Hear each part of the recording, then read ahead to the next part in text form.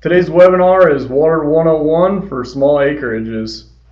We got a little quick poll here we're going to have you take a look and fill out for us to understand your knowledge of the topic a little bit better. And also, if you wouldn't mind letting us know where you heard about this webinar, we'd be really happy to hear about that. One other thing I wanted to mention is that this webinar is eligible for both Society of American Forester and Society for Range Management, CEUs. This is eligible for 1 credit each from each organization. And if you go ahead and send me an email after the presentation with all your contact information, I'll go ahead and submit you for those CEU credits. Looks like we got about everybody registered on our vote here, so thank you very much for filling that out. And again, we'll have another vote at the end to see how much you guys learned today. So if you have any questions, we'll again point you to the chat box in the lower left-hand corner, and you can go ahead and fill those in there, and Dennis will field those along the way, and then obviously we'll have some time for questions at the end. So with that, I'll turn it over to Dennis, and we'll get going today. Okay, thank you very much, John. Pleasure to be here, and thank you to everybody who's tuned in. Just again, quickly, my name is Dennis Reich, and I work in Western Colorado as a water resources specialist. I also work as a research associate with the Colorado Water Institute, as well as Extension. So just a quick summary of what I'll be touching on today. Why do we talk about water in Colorado so much? Some of that may be obvious. I'll try and talk about some of the less obvious reasons. Basic water uses in Colorado, how that water is allocated amongst those uses. Some of the past, present, and future water issues that we've dealt with and are looking to deal with here in Colorado. Some of the symptoms of a limited resource. Obviously this year is a drought year and water is receiving a lot of attention. So how is the drought affecting us? And then if we have some time, I'll talk about some of the dominant water quality issues here in Colorado.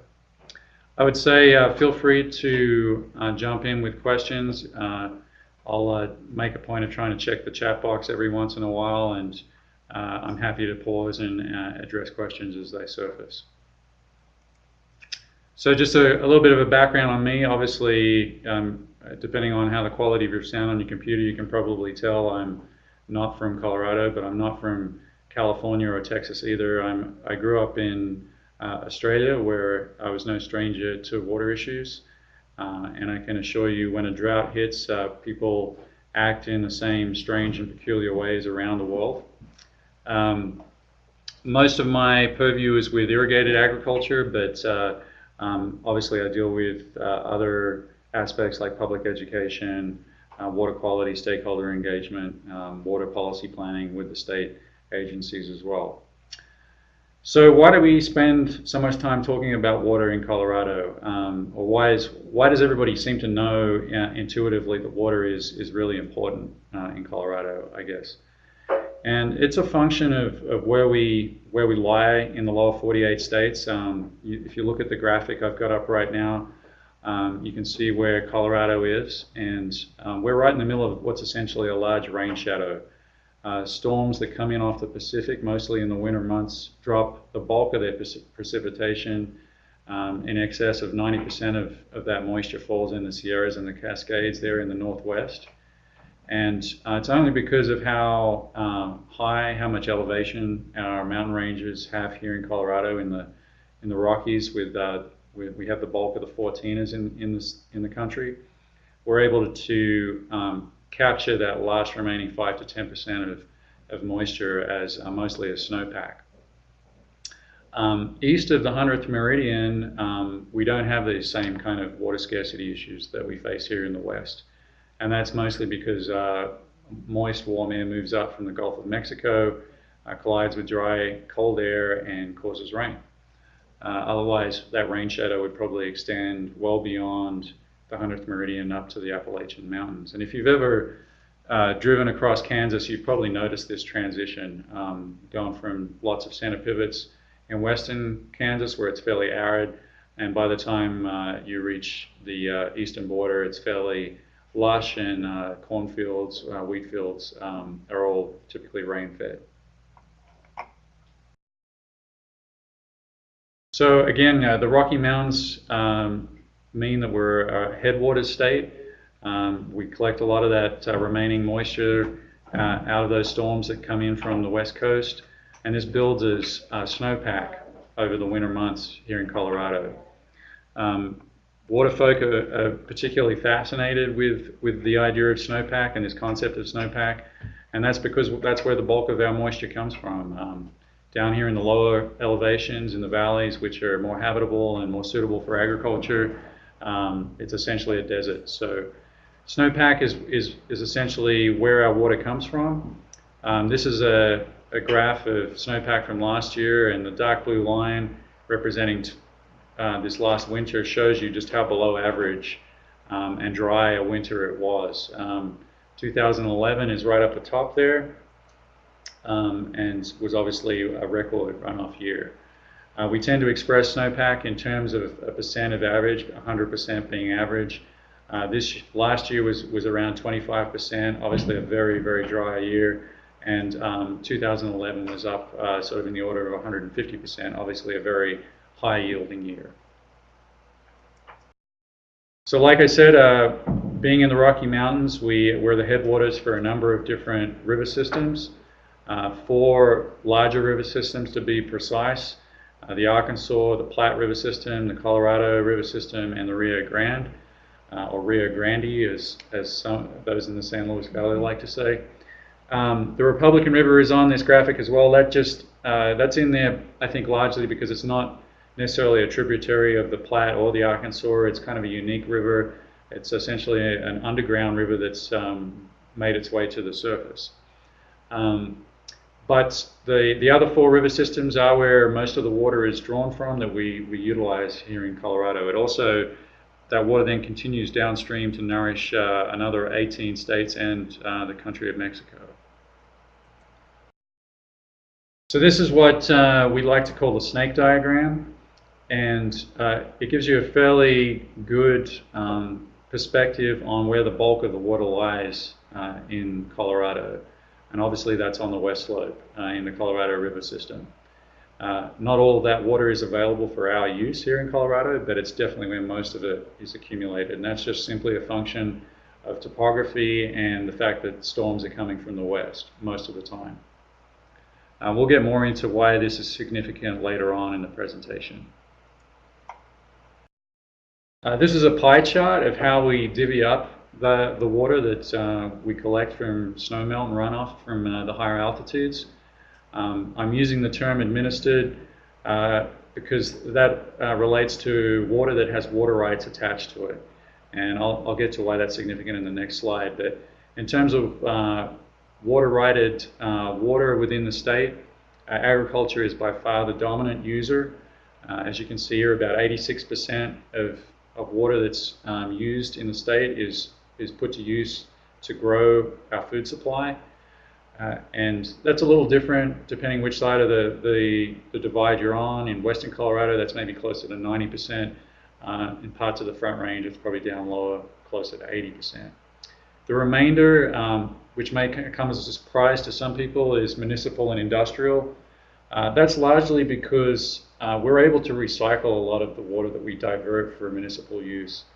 Even though there's a significant amount of water that we take out of the river for our cities and towns, our wastewater treatment plants are very efficient at cleaning that water up and returning it. And yes, that probably means the water that you're drinking out of your taps and showering with came out of somebody's wastewater treatment plant upstream. So don't worry, you can't die of that.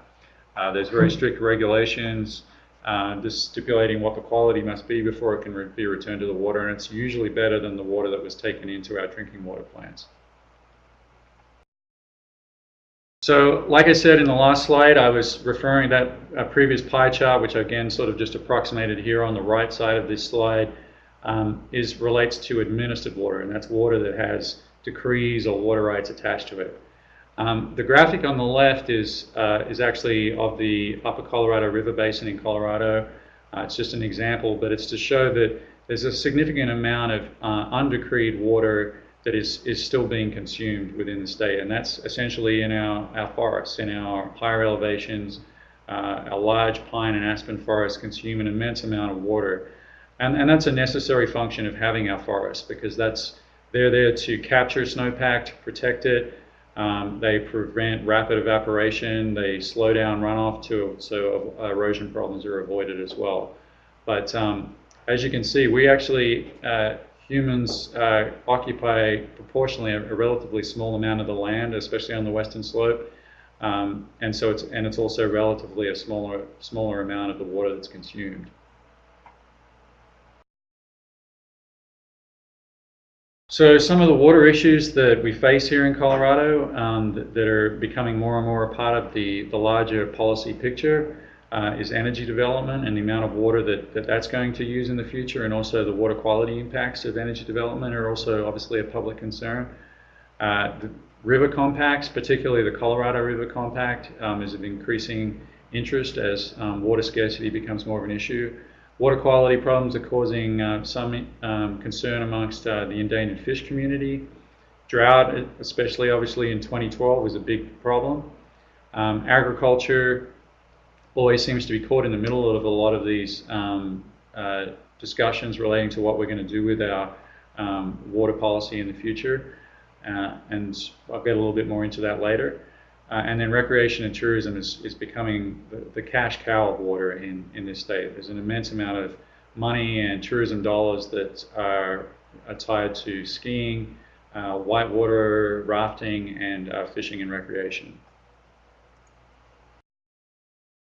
So I'm going to touch on a lot of those issues, but I think I'm going to focus on a couple of them in a little more detail, just to give you a bit of a better understanding, I think, of some of the background on some of the water challenges that the state's facing today.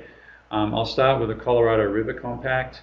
The Colorado River Compact, signed in 1922, wasn't, I don't believe, the first compact signed in the state of Colorado, but it was definitely sort of the most significant one, and it sort of set the stage for all of the river compacts that followed.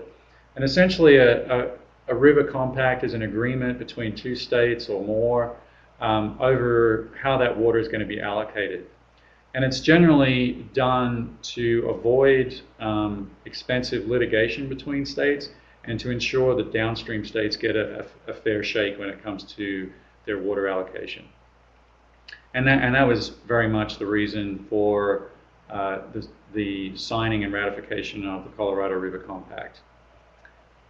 Okay, we have a question here. Okay, sorry. So Ruth is hopefully addressing that. Thanks, Ruth. So the primary purpose of the Colorado River Compact was so that all states within the Colorado River, and that's California, Nevada, Utah, New Mexico, Colorado, and Wyoming, and Arizona. I think I might have missed Arizona there. So all 7 states could have confidence in the amount of water that they would have available to them moving into the future, and so they could grow without being concerned about little spats over water. And it's been essentially successful in achieving that. The upper basin states, and that's Colorado, Wyoming, and Utah, are obligated to deliver 7.5 million acre-feet to the 3 downstream states. Plus, there's also an additional obligation of 1.5 million acre-feet by all of 7 states to the country of New Mexico. And this is all adjudicated on a 10-year rolling average. So if we have a dry year like we're having this year, we may not be able to deliver exactly 7.5 million acre-feet to the lower basin. We can make up for that in wet years like we had in 2011. And that, I think, is expressed reasonably well in the graphic at the lower left there. Lake Powell is seen as our insurance policy or our savings account for the upper basin.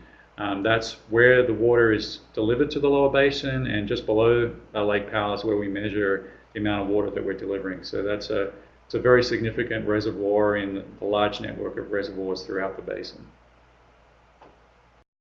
Okay, I have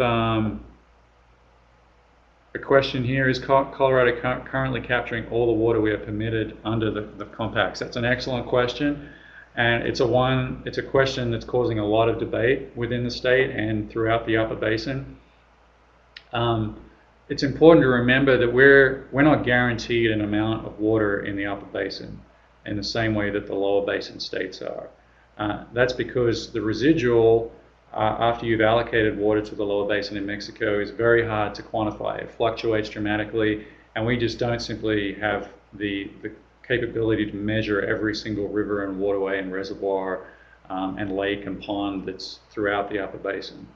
So the way the Upper Basin allocates water is on a proportional basis.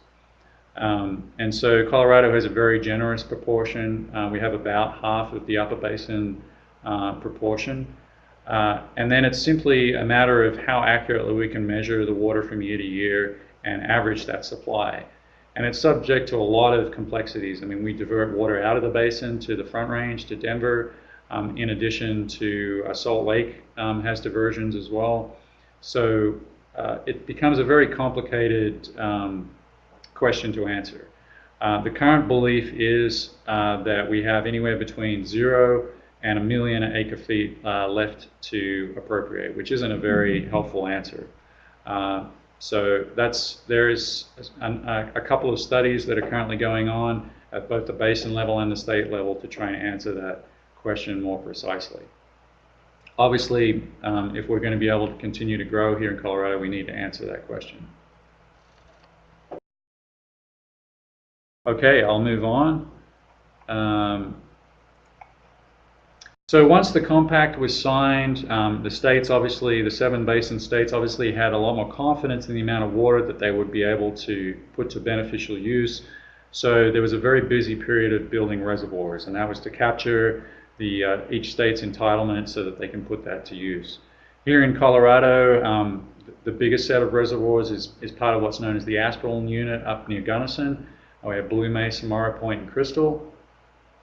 There are other reservoirs in that area, Taylor, Silverjack, Pioneer, and then obviously on the main stem we have a number of fairly significant reservoirs, Dillon being probably the largest and the most well known.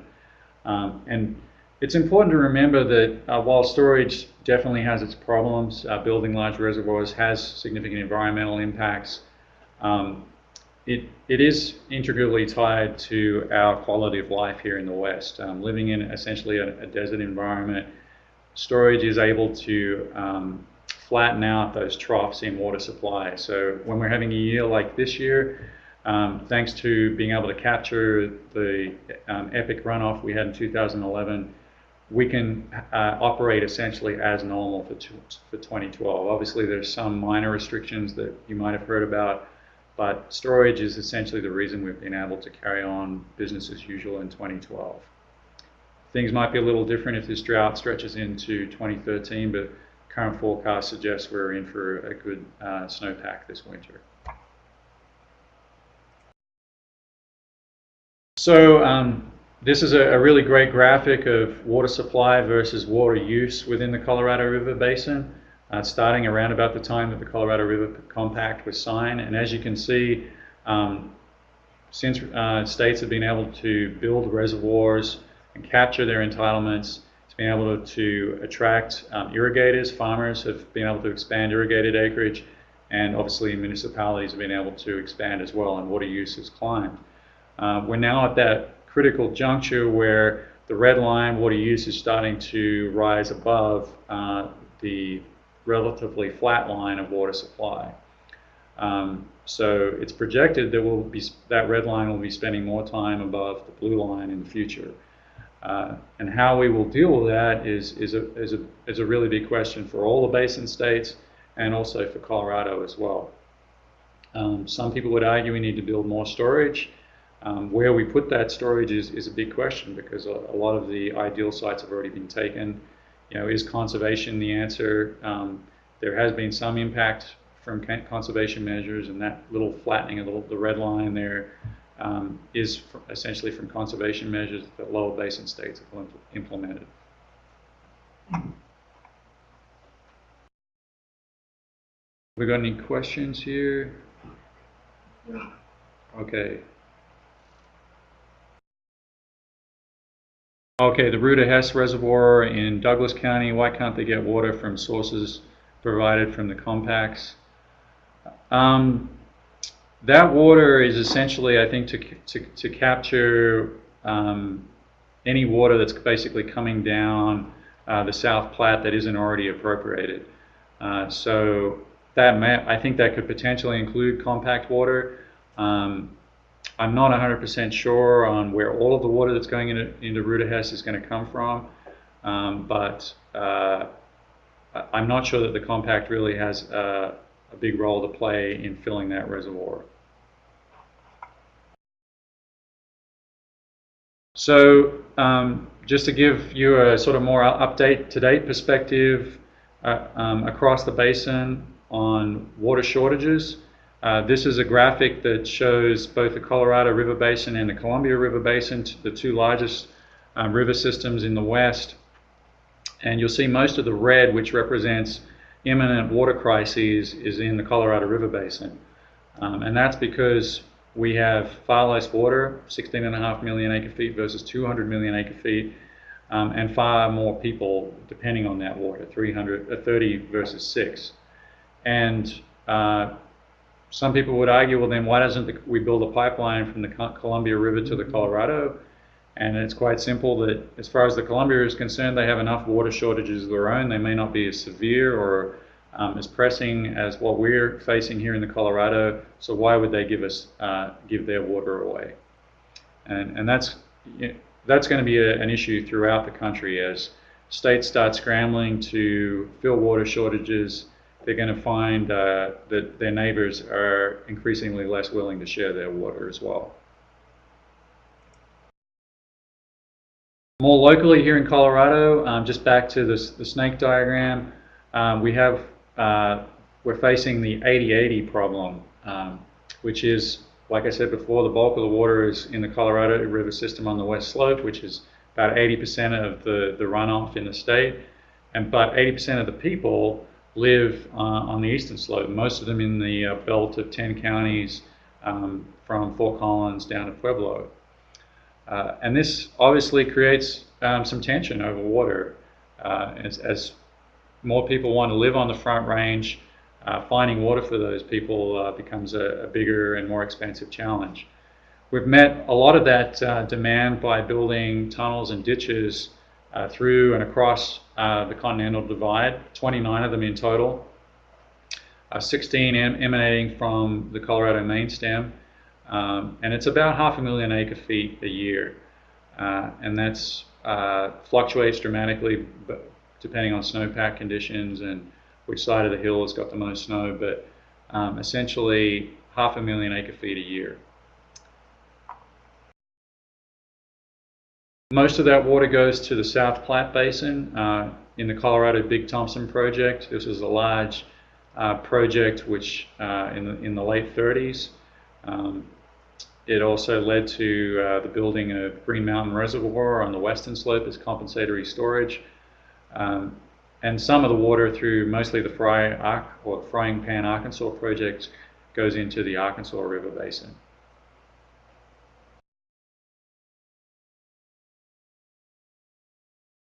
And so Colorado is experiencing some scarcity already. I'm sorry this graphic got a little bit distorted, but essentially what I was trying to show is that most of the water scarcity is being felt on the eastern slope. Even though we're still diverting a lot of water from the west to the east, and there was a new agreement last year between the western slope and Denver Water to help shore up some of that demand that's still increasing on the eastern slope. This isn't going away anytime soon. People want to live in the greater Denver area. People move to jobs. They don't move to water sources, at least in the Western world. And which means that users on the western slope tend to feel a little bit like a rubber band sometimes. They're very concerned about meeting compact obligations, but also a lot of the water is being diverted out of the headwaters to the east slope. These diversions are perfectly legal, despite what some water buffaloes on the west slope might tell you. But it is true that once that water is diverted from west to east, it's essentially gone from the Colorado River Basin for good. If you look at the graphic on the right, this shows you how short we may potentially be of waters in the imminent future. The purple patch there in the upper right represents demand that at this stage we have no way of knowing where that water is going to come from.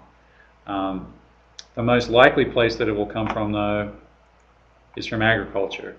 That's simply been the trend so far.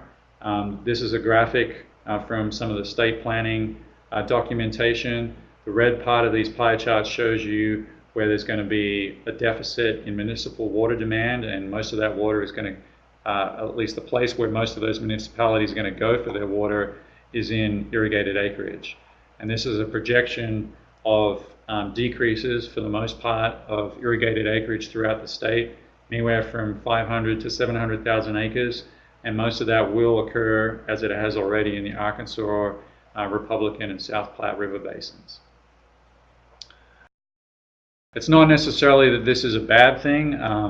It's very much, there's a wide spectrum of opinions on using irrigated agriculture as essentially our sacrificial lamb for meeting future water needs. Obviously, many people in the agricultural community are opposed to it, but the only people that are selling agricultural water are farmers and ranchers. So there's a little bit of a mixed message there. I don't think necessarily that municipalities are attached to getting their water from agriculture. It's just the most cheap and efficient way for them to do it. So like I said before, growth is inevitable. People are going to continue to breed. Colorado remains a desirable state to live in. The population of Colorado is going to grow, whether it's a recession or otherwise. This leads to unforeseen impacts as we continue to move water out of agriculture and into municipal use. A lot of people at the end of ditches rely on some of the water that's being transferred away from their ditch to essentially carry that water to them. So they're starting to see delivery problems. The recreation industry, particularly rafting, relies heavily on the flows that are generated by that water delivery, particularly in the upper Arkansas Basin. And so when that water is transferred out of the Arkansas Basin, they see a negative impact on their business. The graphic on the lower right is kind of interesting, I think. This is the cost of a share of Colorado Big Thompson water in the South Platte Basin between about 1940s and present day, and you can see a big spike in the mid to late 90s when the population really started to take off on the Front Range. And people are still willing to pay those exorbitant prices. This is some of the most expensive water in the United States. And municipalities are willing to pay these large fees for this water because they know they can get people into houses. People just want to live in Colorado close to the mountains.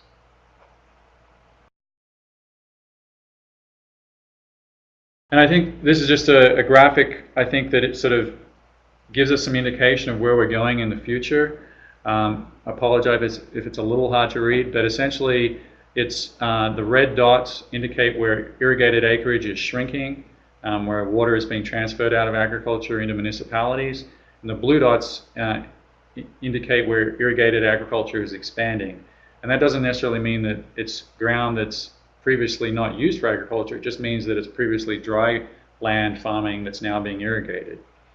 And you'll probably notice that it's a little bit back to front from the slide that I showed you earlier. In the west, it's essentially an arid environment. In the east, the Midwest, it's a fairly wet environment. Yet we're seeing more irrigation occurring in the Midwest and less irrigation occurring in the west. And that's just simply a function of the fact people are moving to the west. Again, it's a desirable place to live. It's where a lot of international companies want to relocate to because they know they can attract talent.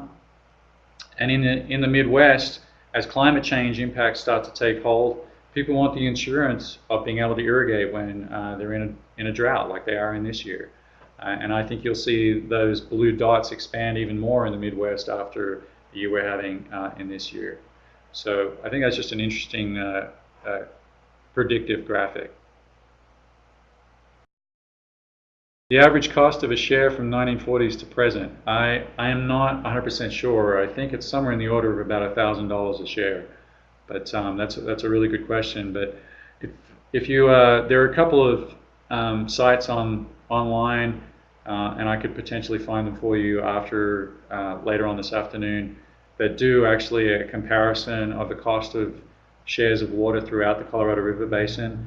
And Colorado Big Thompson water typically comes out in the top 1 or 2. So it's very expensive water. And that's simply a function of the fact that more and more of that, well, not most, but more and more of that water is being used for municipal use.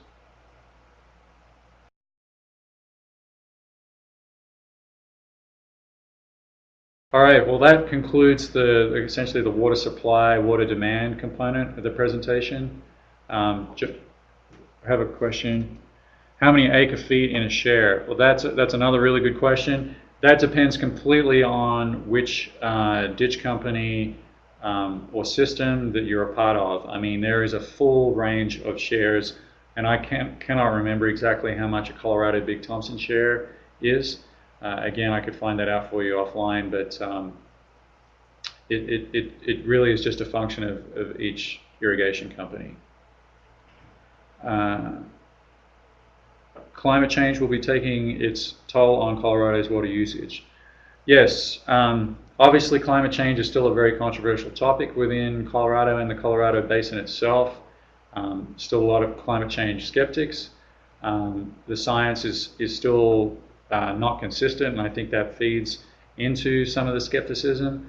But the consensus among the scientific community is that there will be some impacts in the Colorado River Basin and throughout the West related to climate change. We're going to see more climate variability, more dramatic swings like 2011 to 2012, and potentially an increase in average temperature as well. So we'll see more water consumption and potentially less water availability. What is a closed versus an open basin? I think if I understand your question correctly, the idea of a closed basin is that there's no transfers in or out of that particular basin, that all water that is essentially yielded within the basin is used within the basin, and an open basin is where there's transfers of water in or out of that basin. So the Colorado River Basin would very much be an open basin because a large proportion of its water is shipped out of the basin. A basin like San Luis Valley, for instance, would be considered probably a closed basin. At least in Colorado, there's no big transfers in or out of that basin. All right, I'll just quickly run through two of the more ubiquitous contaminants within the state. That's salinity and selenium. Salinity is essentially existence in soil or water of salts, any kind of mineral salts. It's a big problem for agriculture, particularly in the downstream basin states, but also has implications for water management as well in terms of moving water around inside pipe systems. So this is a sort of us and them type problem. Most of the salt in the Colorado River Basin originates in Colorado and Utah and Wyoming, and is flushed out of our soils by agricultural irrigation into the rivers and flows downstream, and then to the point where it's concentrated and almost unusable by the time it reaches California. And essentially what's the response to this by the federal government has been a piece of federal legislation that moves money from the lower basin states to the upper basin states to pay for irrigation system improvements. And there are cost shares available through the USDA, Department of Agriculture, up to 75% to assist with those improvements. And it's been a relatively successful program. There's been dramatic improvements in the quality of Colorado River water that's flowed from the upper basin states into the lower basin states. And I think I've got a an answer from Jeff on shares in the Colorado Big Thompson.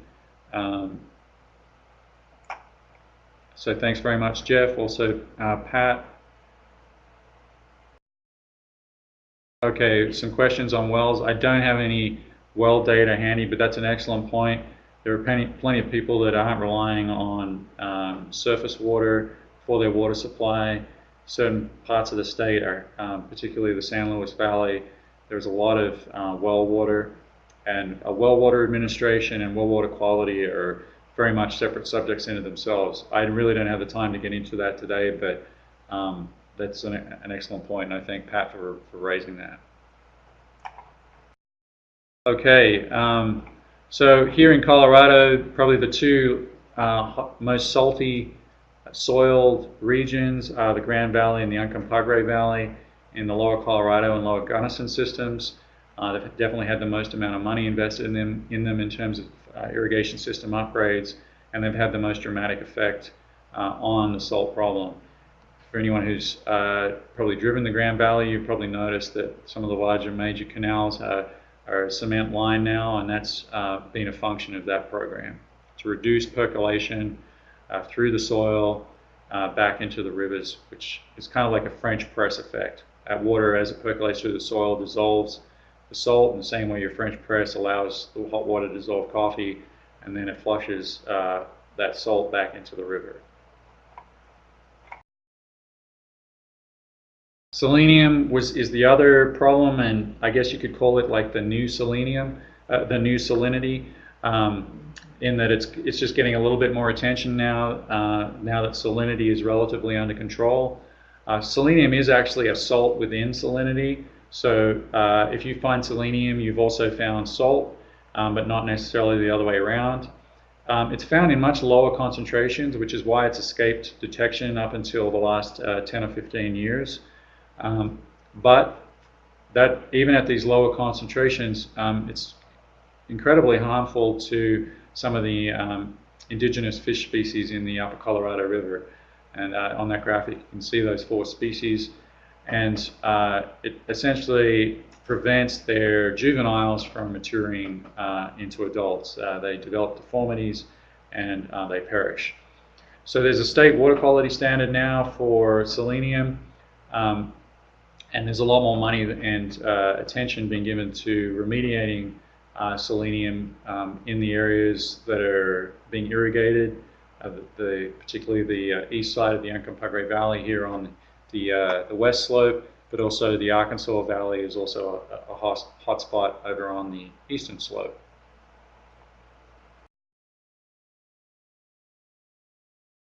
So there's a question on the status of the proposed diversion of water from the Green River to the Front Range, and I think you're referring to the Aaron Million pipeline or the Flaming Gorge pipeline.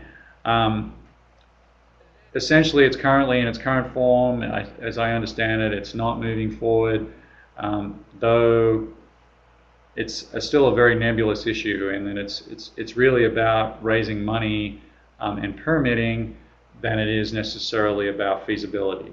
So proponents for the projects, a number of them from the eastern slope, still adamant that they're able to raise money, that they will be able to achieve the appropriate permits to allow the construction to commence. But even if they're successful at doing that, this project is probably 10 years out at the earliest. In all, my personal opinion is that it probably won't fly, at least in its current design, because there's just too much political wrangling and hurdles to be cleared for it to be successful. I suspect what you'll see is some of the smaller, perhaps currently forgotten projects that are a lot cheaper, maybe don't move quite as much water, but are a lot smaller, will resurface in the next 5 to 10 years, and one of them will probably start to move forward within 10 years.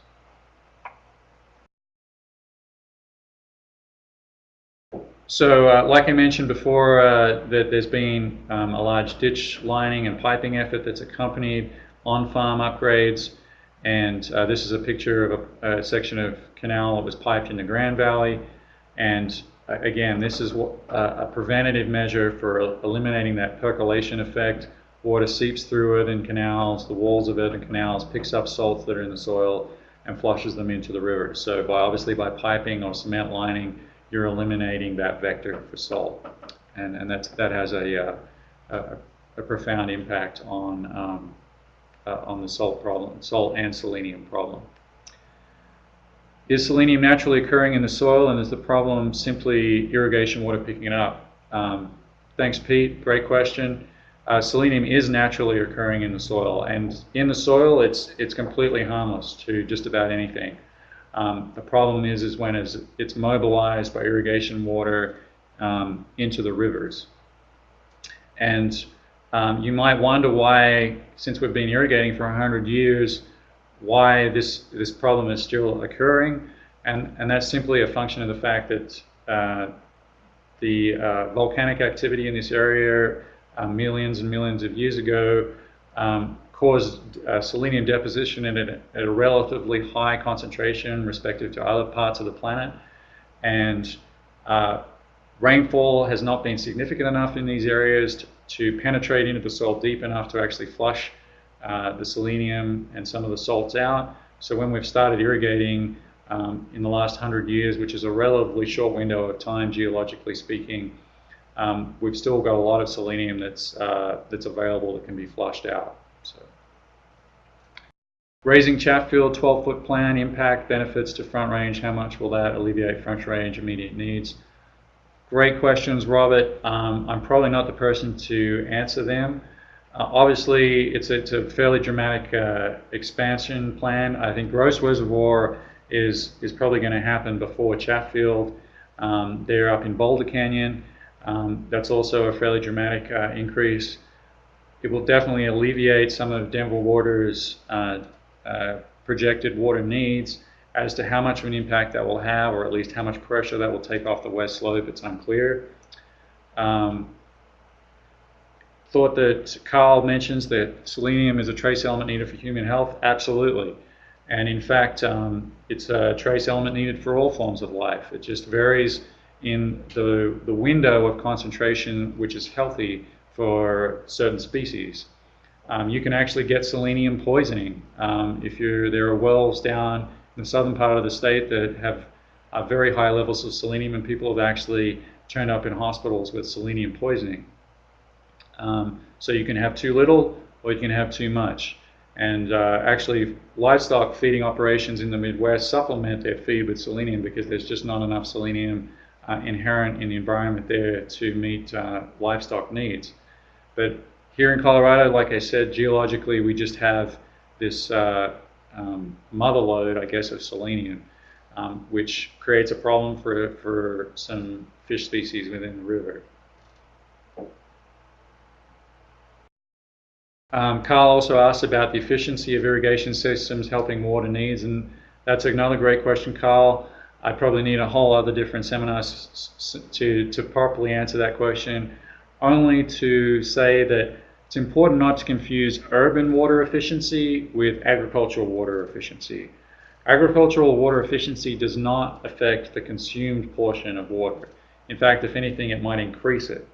And this is a problem that is actually the lower Arkansas Valley irrigators are dealing with in terms of meeting their compact obligations with Kansas, because they've seen some efficiency improvements, and that's actually increased the amount of water that's consumed in Colorado, and Kansas have actually successfully litigated against Colorado because of that increased consumption. I'm oversimplifying a little bit, but that's essentially one of the problems with improving efficiency. In an urban environment, efficiency essentially allows for more people to be using the same amount of water. So that can be, efficiency in an urban environment can help very much with future water needs. Okay. And just in closing real quickly, I just wanted to remind folks that 2012 is the year of water in Colorado. There was actually a declaration by Governor Hickenlooper earlier this year on that, and there's been an expanded effort by water professionals in the state to raise water fluency amongst Coloradans. The Colorado Foundation for Water Education has an excellent website dedicated to Water 2012. some great resources on there, and I really encourage folks to go and check it out. Let's scroll up a little. We did have a couple questions we missed a little earlier, and I'll see if we can touch base on those a little bit real quick.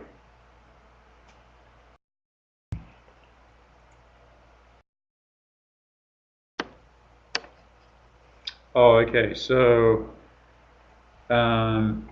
I guess there are legal problems with interbasin transfer of water. Yes and no.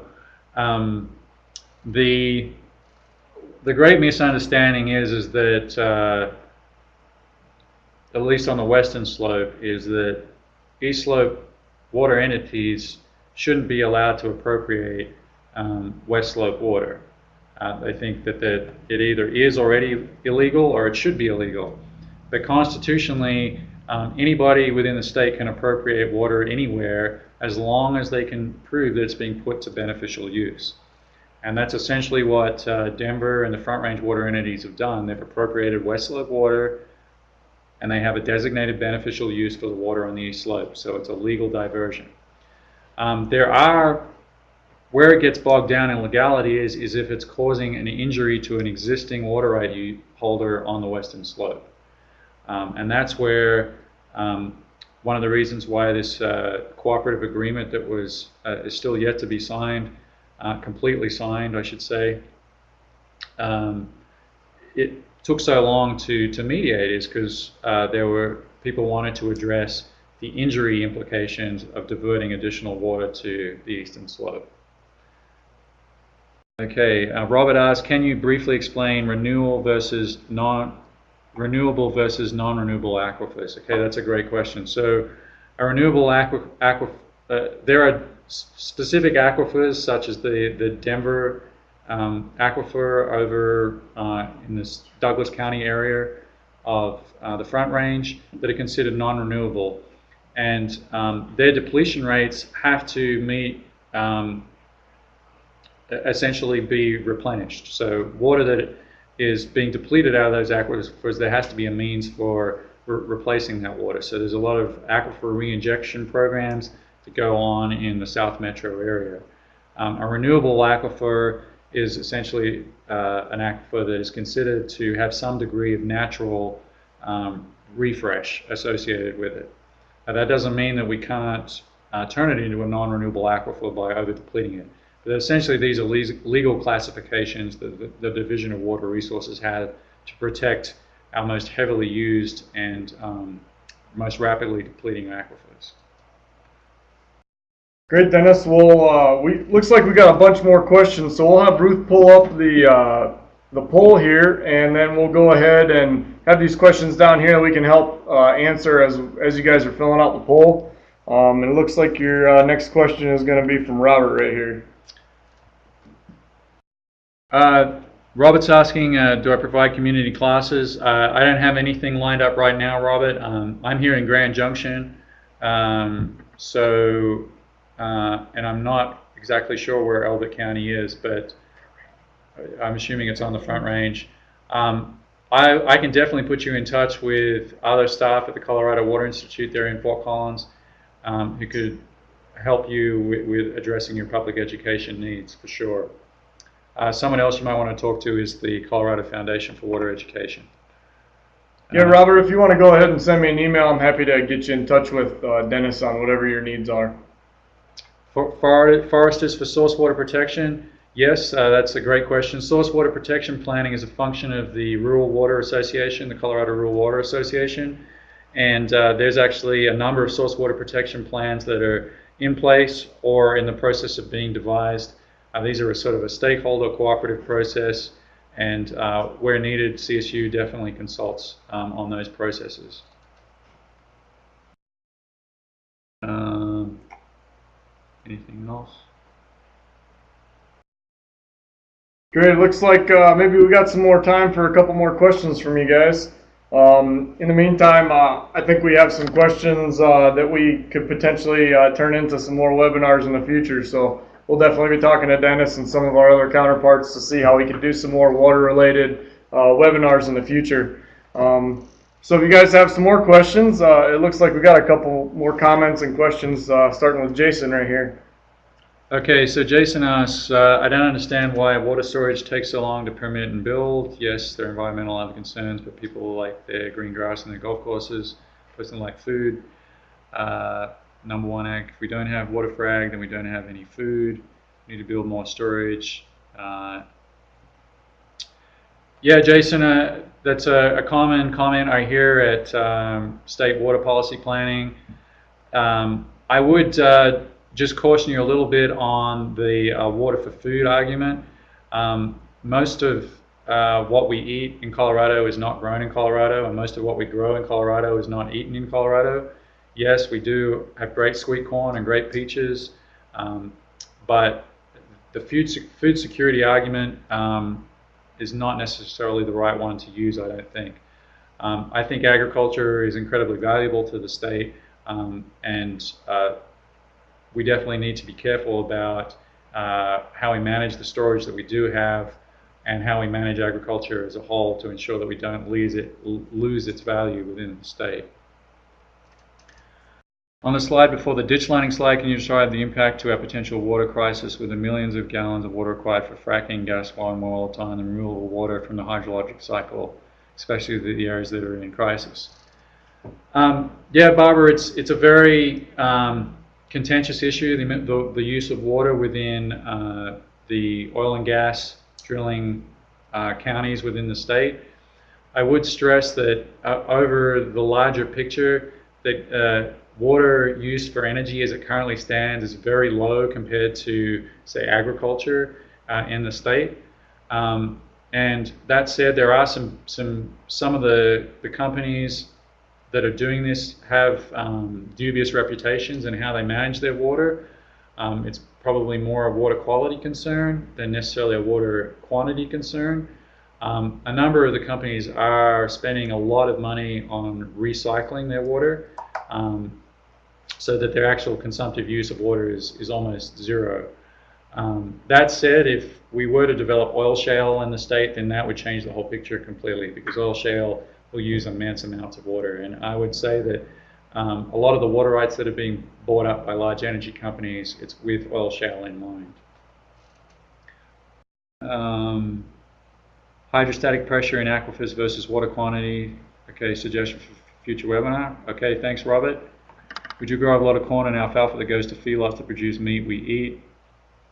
Yes, that's true, Jason, but again, most of the livestock feeding operations in the state are net exporters of meat out of the state. Anything being done with wastewater reuse in Colorado? Absolutely, that's a great question, Carl. I would recommend looking into the Prairie Waters Project, which is a project around the Peter Binney Reservoir in Aurora. That's use of wastewater return flows being returned to the system for use in municipal water use.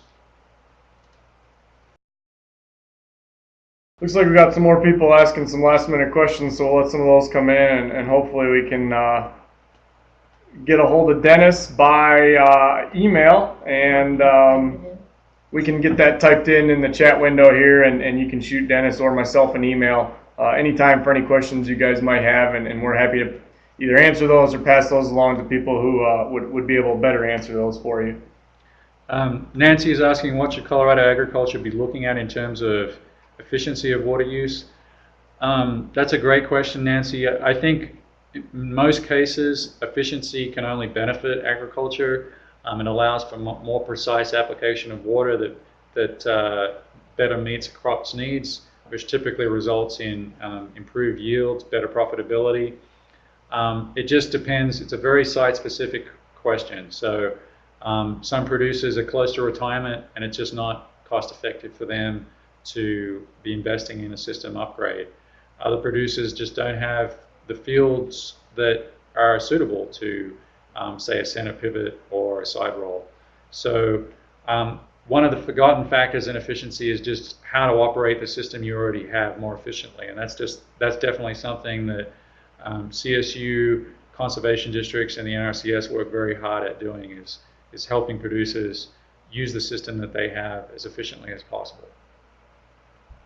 because it's in their interest as much as it's in the state of Colorado's. All right, well, I Thank you. think that's about what we have for today. So obviously I want to thank Dennis for joining us today. I thought that was a great presentation, and we'll definitely throw some ideas together on what we can do to have some more water-related webinars in the future. And then keep in mind that next Thursday at noon is our next webinar on water use landscape solutions. So keep a lookout for some more webinars in the future, and don't hesitate to get a hold of us if you have any additional questions. Thank you very much for joining us today, and we'll look forward to seeing you guys in the future. Thanks, everybody.